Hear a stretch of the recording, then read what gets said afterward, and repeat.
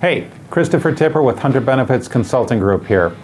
Have you recently received a letter from the IRS telling you you have a top-heavy plan?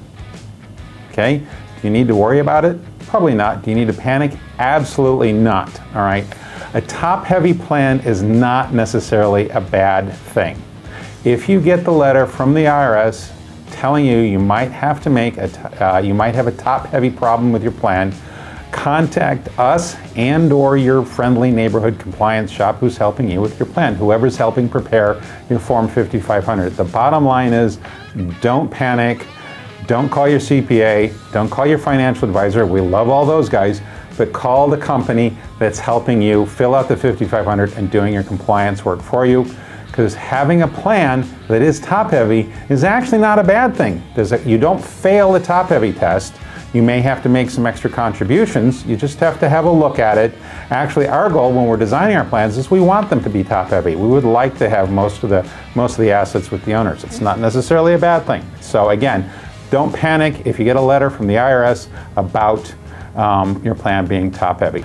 Top-heavy plans are associated with something that's wrong. I have many times I've heard people say, I failed my top-heavy test, okay? You don't pass or fail your top-heavy test.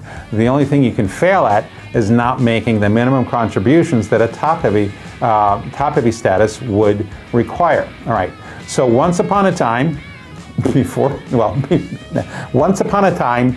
there used to be a different vesting schedule if a plan was top-heavy. That went away a long time ago. What happens with a top-heavy plan is the non-key employees, we'll talk about what those are in just a second, the non-key employees need to get at least a 3% employer contribution if they're still working on the last day of the plan year and if the key employees had a contribution made for themselves. It's that simple, all right? But just like how you don't do surgery yourself, ask your TPA to do it, help you figure it out. Now figuring out whether or not a plan is top-heavy is something we, as your friendly neighborhood compliance shop, do for you. All right, so top-heavy means that more than 60% of the plan's assets are with the key employees. Now, key employees are kind of like Hileys, but it's a little bit more complicated than that. Just think of it as owners and their families and officers making a lot of money for the company. All right, those are the keys.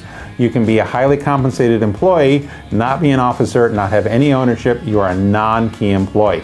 All right, so if you have more than 60% of the plan's assets going to the owners, a lot of owners do not think of that as a bad thing. All we need to do is simply make sure that the staff, there are some other rules, but our first minimum with the plan being top-heavy is simply 3% to the employed participants as of the end of the plan year. And if the employer is putting in more than requires 3%, top-heavy becomes a moot point. Hope this helps a little bit more. Take care.